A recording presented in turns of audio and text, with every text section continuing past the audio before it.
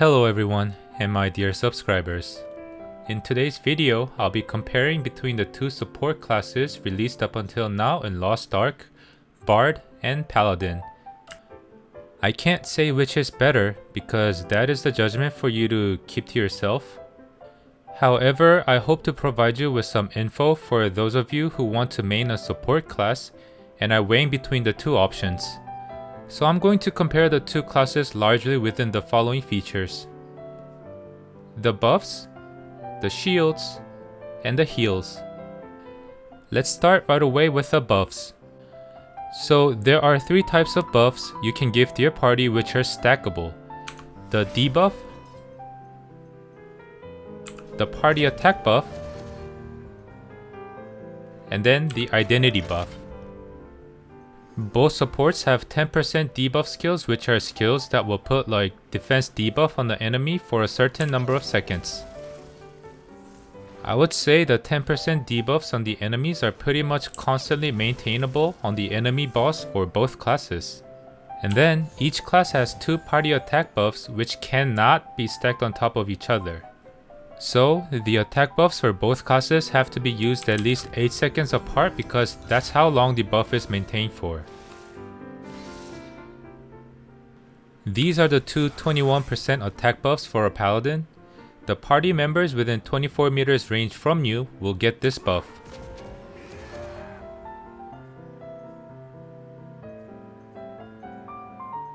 And this is the identity buff of a Paladin. Anyone within the AoE will get the 10% attack buff as well as heal at the same time.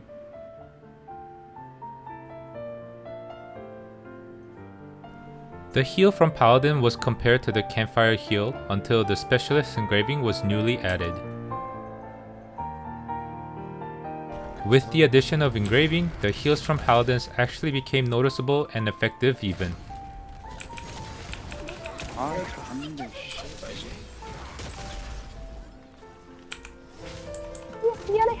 In other words, Paladins without this engraving means you're likely to get campfire heal. Anyways, if you add these three buffs all together, it's possible that your party members will get a total of 41% attack buff. 41% is just a figurative number, an easy number for me to explain, but the percentage buff system in Lostark is not just additions of percentages, but percentage on top of percentage and on top of percentage. If you want to know this more in detail, I made a video explaining this. Hold up. Yeah, this is what the equation should look like kind of. Now let's take a look at the Bard's buffs. These are the 10% debuff skills of a Bard. As same as Paladin, they're pretty much constantly maintainable, or at least they should be one of your objectives. And then, these two skills are the Bard's 21% attack buffs. The Heavenly Play, and then this one. The Heavenly Play, like the Paladin, anyone within 24 meter range will get this buff. However, the other buff skill, which is this one, the party members have to be inside the AoE of the skill in order to get the buff. This is one of the minor things which could give you a headache if you're a Bard.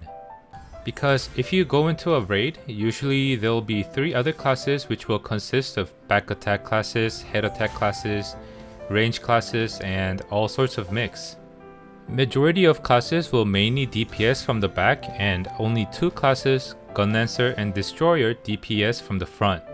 So where would you place your buff in this case? Probably the back where it's safer and most of the classes will be positioned right. In this case, it's the DPS class's job to get into the AoE and start doing DPS, but that would still leave out Gunlancer and Destroyer. This is one of the dilemmas a Bard will face in a raid. Let's move on to the Bard's identity buff. Unlike the Paladin, Bards have 3 stages of the bubbles, and using this identity skill will consume all of the bubbles saved to give the according buff depending on how many bubbles you have saved up. Now, you can either choose to use it as party attack buff of 5%, 10%, or 15%, or use it as heal. You have to make that decision by observing how skilled your party is, checking your party members' health bars, use for a heal, you have to know the boss's mechanics to know the timing to spend your bubbles for an attack buff. Some of your party members will complain for more heal, some of them will want more buffs. So you're gonna sorta need that mentality of STFU and take whatever I give you attitude if you don't want to be swamped by these needy DPS classes. Just kidding. You're gonna have some on the spot decision making to do. So the maximum burst attack buff a bard can give is 46%, which is higher than the paladin. And the amount of heal you can give is higher and burstier than paladin.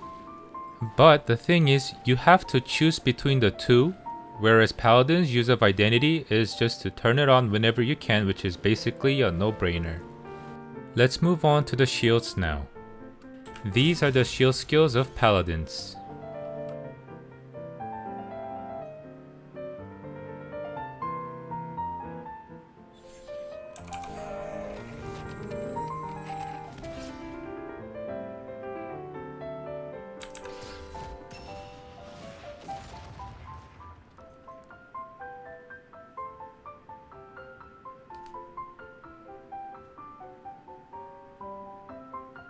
And these are the shield skills of bards. Bards have more convenient and fat shields than paladins, as you can see.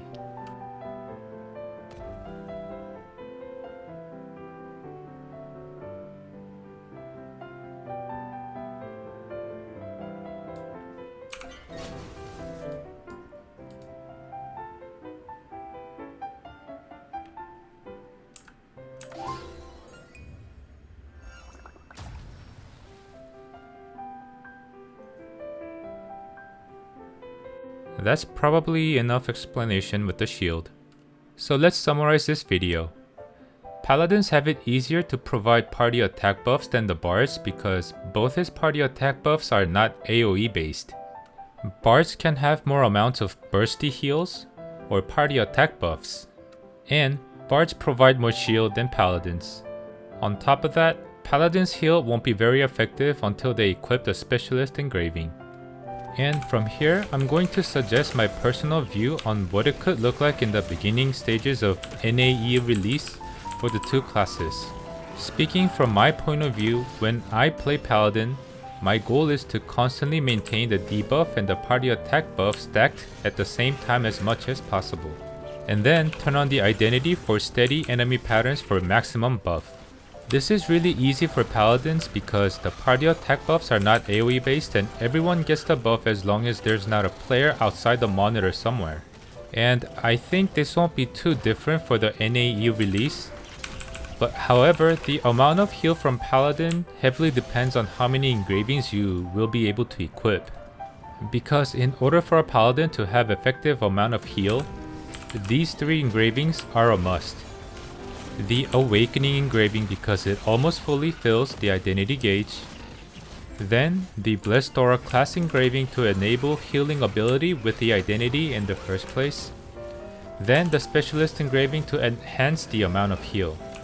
I would like to make a careful prediction that obtaining 3 engravings is going to be very difficult in the earlier stages of Lostark and NAEU, because it's likely that the accessories in earlier stages will not have as many engraving points. And I don't think we'll have enough time in the beta to check the endgame and the reward accessories, but only thing we can do at this point is to wait and see. Moving on to the Bard, you're gonna need to think a little bit more than Paladin for the right placement of the AoE party buff. It's never going to be big enough to cover all of your party members, so pretty much all you can do is to check and see how many back attack classes there are and how many head attack classes there are.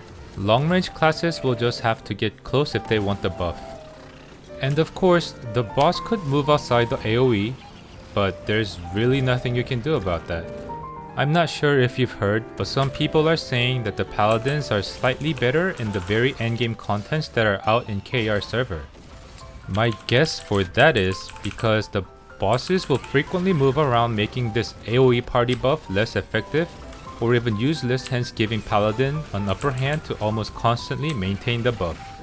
Also, when Paladin's identity heals and buffs at the same time, if Bard had to use heal for the party, then the attack buff is gone until the bubbles are gathered up again. As a conclusion, Paladins are just more convenient to play, and bards will have some on-the-spot decision making to do. As far as party shield is concerned, bards will have an upper hand with more fat shields than paladins, probably providing safer raids. Looking back at what I've mentioned throughout the video, it looks like I gave slight upper edge to the paladins in terms of buffs and convenience, and an upper edge to bard's ability to provide more bursty heals, buffs, and shields. Hope this video helps you making your own judgment in choosing between the two very awesome classes.